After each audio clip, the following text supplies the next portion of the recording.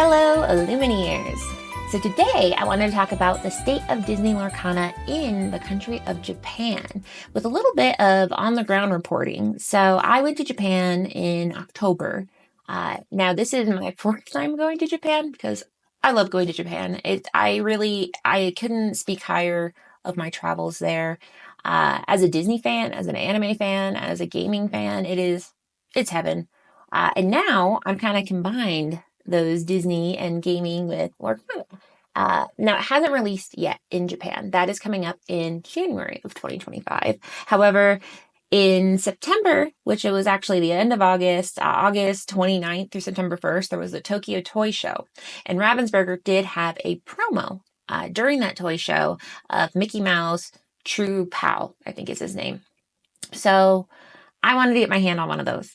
So that was ultimately the big goal of the first half of the trip, was just find one, which I figured it would be pretty easy because we're naturally going to those type of stores anyway. So our first day, we decided to go to Nakano Broadway, which Nakano Broadway is in the Nakano area. And it's kind of like this second-hand type mall where most of the things there are going to be resold goods. Now that can sound kind of bad if you're thinking of used things or maybe pawn shops, but in Japan, people take really good care of their items. So if it's resold, it's going to be pretty much mint condition or near mint. So I figured there'd probably be some card stores there. However, I was wrong. There was only one card store in Nakano Broadway that I could find, and they definitely didn't have Lorcana. Now, that being said, because the game isn't out yet, asking for it can be kind of confusing, especially because I don't speak Japanese. So I would either have a picture of the card and say, Disney Lorcana, and they go, no, because it hasn't come out. Now, that being said, I didn't give up after Nakano Broadway, and then we went to Akihabara. So Akihabara is the place that everybody will talk about when they go to Japan, as far as they call it Electric Town, or it's the nerdy subculture megalopolis of Japan. So they have lots and lots and lots of, board games, trading card games, anime figures, video games, anything nerdy, it's there. So our first stop was to go to Radio Kaikan. Now, Radio Kaikan is, I believe, 8 stories of all these little stores that have either new goods or resold goods. And we basically went digging through every store. And there's at least, I would say, a dozen card stores there. Now, I'll show some kind of footage of what it's like to go to these stores. There are so many cards. The biggest ones are going to be things like Yu-Gi-Oh! And Magic the Gathering. And then obviously Pokemon is still very big there. And since Lorcana hasn't come out yet, none of the stores had a dedicated Lorcana sign or this is where you need to go. So it was a lot of me just kind of wandering and looking and maybe getting the courage to ask for it by name. We finally got lucky, though, at a store called Big Magic, and they had 2 of the promo cards, ungraded and 2 graded. Now, the graded were way more expensive. Also, I don't like grading cards. That's something where it's a very long aside. That's probably not something people want to listen to. I don't like it, though. So I did buy the 2 non-graded ones because, honestly, at that point, I had been looking for the entire day for this card, and I bought both. So they were 7,500 yen, which in US ends up being around $50 each, which isn't so bad. I don't know. TCG players should never speak on whether a price is good or not because it's, who knows? None of it's a good idea, but it's all exciting. So I did go ahead and buy both of them. And they also had a little mystery box where you would get a pack of cards and assortment of foil cards, but they kind of advertise it as, well, maybe you'll get this Tokyo Toy Show exclusive. I bought 2 and I did not. And I don't know why I bought them. I think it's just, the thrill of finding Lorcana after looking for it all day. It was enough. It was enough to make me very excited. Now, the good news is I found it, but I didn't necessarily give up after that because I was like, well, it has to be other places. Spoiler alert, for the rest of the trip, we did not find any more of the promos. Now, we did go to other places. So we went to, obviously, a lot of other places in Akihabara. We went to Osaka, so I went to in the Namba area, a few different card stores, even had a big magic there. Nothing in that area. We went to Ikebukuro, which is another kind of nerdy center where there's lots of gaming type related stores. Not there either. Um, and finally, we went back to Akihabara at the end. I did find one store that had some Lorcana. I got the Gaston promo from, I think they released it at a European convention, but I didn't have it, so I got it. So it wasn't a complete loss, but it definitely was something where, uh, you know, it wasn't easy. I had a few people reach out to me and say, well, how can I find one? And my answer was, I don't know. I got very lucky. Maybe I bought the last two in all of Tokyo, which can't be true. But I did not find any others. So long story short is if you're going to Japan, you can definitely ask around. It helps to have the picture available of the card. And it is not easy. But in short, if you're going to Japan, I still think it's worth looking because, the inventory of so many of these stores are going to change pretty frequently because it's based on people selling their goods, trading their goods in. So these are my two beauties. I got them. I don't know what condition they're in. To me, they're perfect. I don't really care about grading. So, to me, they're both perfect 10s. And they're living in these beautiful little magnet cases. And I got two because they had to. And that's the only explanation I have. And I will probably keep both of them because they mean a lot to me now. It was a journey to get to them.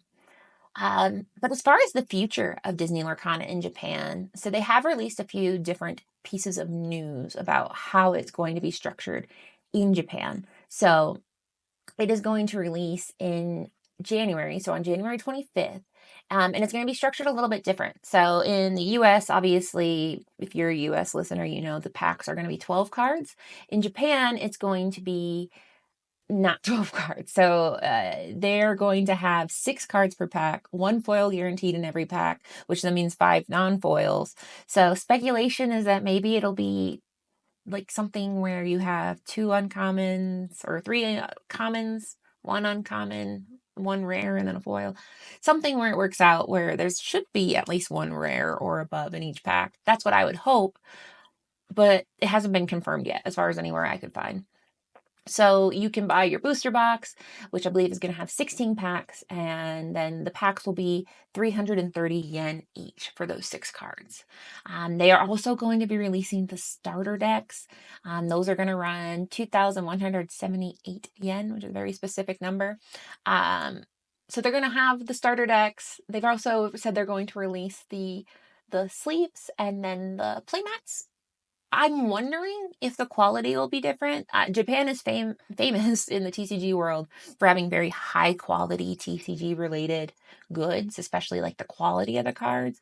So I am wondering if some of the production issues that people have picked up on will be different, if it's going to feel different. I know I'm probably going to buy probably a booster box just because it's fun. It's so cute. The cards, I mean, if you're somebody that is a fan of Japan, it's so cute to have these cards in Japanese.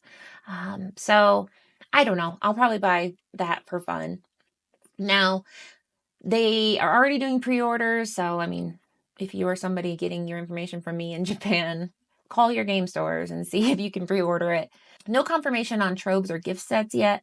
So right now, though, it's looking like it's just the core products of the booster packs, the starter decks, and then the peripherals of the playmats and sleeves. Now, as far as the release schedule, we're obviously on set 6 right now. They're going to kind of catch up at a weird pace. Not weird, but basically they're going to release set 1 starting in January. Then set 2, Rise of the Floodborn, will come out in March. And then 2 months later in May, they'll do Into the Inklands. So, by the end of the year, I could do the math, but they'll catch up eventually. But there is going to be a time where they're behind us by a pretty good margin. But I'm honestly jealous because I would love to be in the first chapter meta again because then I could play Stitch. And I miss playing Rockstar Stitch and Lilo Making a Wish more than I miss anything. Now they are going to have League. So that is very exciting. One of my favorite things about going to at least 2 dozen card stores in Japan was how active the TCG community is. Every store we went to had some sort of activity going on. So they are going to have their league kit with the classic, Yzma, Detective Mickey, and Hey Hey, the pins, the lore counter. So very exciting that they get to relive the magic, not relive, but live it, the magic of the first chapter, starting in January. And then they also announced that they're going to have a Moana promo, which is actually from set 7, which is kind of interesting. So they're getting a promo from set 7, and that is going to be coming out in December. And that will be if you go to Moana 2 in movies. So very jealous about that. And the last thing I can report on is that they will be having some launch events. One that I am very jealous of is going to be in Ikebukuro in Sunshine City. So that's going to be on January 26th. Sunshine City is so fun. It is a very large mall, and it's a normal mall, but it's also got some very delightful things if you're a nerdy person. So it has a Pokemon Sweets Cafe, which is going to be coffee and sweets. It has a Pokemon Center. It has a jump shop. And then you're also going to have a Disney store. They have a Sanrio Cafe. And then at the top, they have, I think, the world's largest collection of gachapon. So you have to go there, obviously. And then they also have a Bandai Cross store, which is going to be some of the best crane games and those kind of they're going to be figure crane games and plushies. So behind me, you can see I love little crane games. I'm slightly addicted to them. So I very, very much wish I could go to that event in Ikebukuro because it's so fun. But yeah, overall, it's exciting to see Disney in Japan. I went to a few Disney stores. I always do. I went to Tokyo Disney. The love of Disney in Japan is really there. So I really think the game can take off, and I'm hoping that it does. But only time will tell. I mean, the TCG space is pretty crowded there, but I think the combination of Disney, the fact that it's already taken off very strongly in North America and Europe, could be indicators for success for the game. So I am hopefully going to go to Japan in sometime in 2025, and then I'll really be hunting, and hopefully I'll find more than 2 cards. But till then, I will keep an eye on the market. I really hope that one day they have a Continentals there. Any excuse to go to Japan, I'll go there. So yeah, that's all the information I have right now. If you're going to Japan, definitely reach out to me. I love giving advice on things to do. Being a nerdy Disney fan, you couldn't choose a better place to travel. But in the meantime, we've got about, exactly 2 months from now until it comes out in Japan. So I can't wait to see how the game evolves. Now, as you know, there's always room for more at the end. So if there's anything else you want to hear me talk about, I can also talk about my time at Tokyo Disney. Definitely let me know. You can email me at contact@thelorekeepersin.com. As always, thank you for hanging out with me today. We are always happy to have you stop by the inn, no matter where your journey takes you. And if you don't know where to find us, just take the second start of the right exit and head straight on till morning.